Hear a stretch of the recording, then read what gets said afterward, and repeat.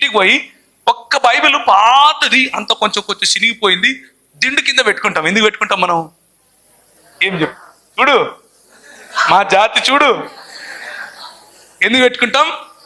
దయ్యాలు రావద్దు నెంబర్ 1, కళలు రావద్దు నెంబర్ 2. పుస్తకం కింద పెట్టుకుంటాం. ఎందుకు పెట్టుకుంటాం? చదివితే నెత్తికి ఎక్కుతుంది. ఇంకా చాలా చాలా యూజెస్ ఉన్నాయి బైబిల్తో. దిండు కింద పెట్టుకోవచ్చు, పుస్తకం కింద పెట్టుకోవచ్చు, బ్యాగులో పడేసుకోవచ్చు కదా. నేను అంతే సేమ్. అది తీసి ఎత్తుకుతున్నా, ఫస్ట్ నుంచి లాస్ట్ వరకు ఈ న్యూ టెస్టిమెంట్ చదువుతున్నా. ఆ పక్క రూమ్లో మా వాళ్ళు రెగ్యులర్గా కూర్చొని ఏమిరా పేకటకు వస్తలేవు అంటున్నారు. నాకు అర్థమైతలేదు, నేనేమో చదువుతున్నా. ఎక్కడుంది అది? నేను లోకానికి వెలుగుని ఎట్లా అవుతా?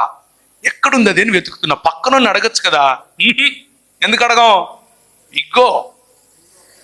ఇగ్గో అమ్మా, ఇక్కడ ఇగ్గో. ఊరికే అడుగుతామా? మరి నీకు అది కూడా తెలియదురా అంటే ఇంక ఏ బావిలో దూకి సావాలా కదా? అవునా కదా? ఇప్పుడు మత్తయి సువార్త అంటే మనోళ్ళు పాత నిబంధనలు ఎత్తుతున్నారు ఇక్కడ. అది అవునా కదా? సో ఇక్కడ ఇక్కడ ఎవరిని అడగకూడదు, మనమే కనిపెట్టాలి. 5 రోజులైంది. ఆ 5 రోజుల్లో నేను గమనించింది ఏంటంటే,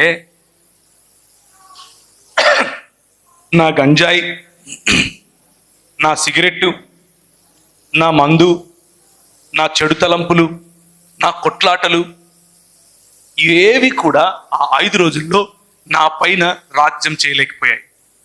ఈ 5 రోజులు నేను అదేదో పిచ్చి పట్టినోడ్లాగా ఇది వెతుకుతున్నా.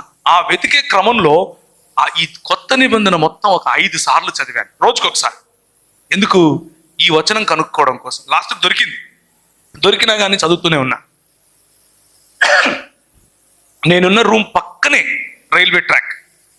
పొద్దున్న నుంచి రాత్రి వరకు కనీసం ఒక 100 రైళ్లు పోతాయి సికింద్రాబాద్ దగ్గర. కానీ ఆ 5 రోజుల్లో ఒక్క రైలు శబ్దం కూడా నాకు వినపడ. ఒక రకమైన ట్రాన్స్ అన్నమాట, ఒక రకమైనటువంటి రూపాంతరము చెందేటటువంటి ప్రక్రియ.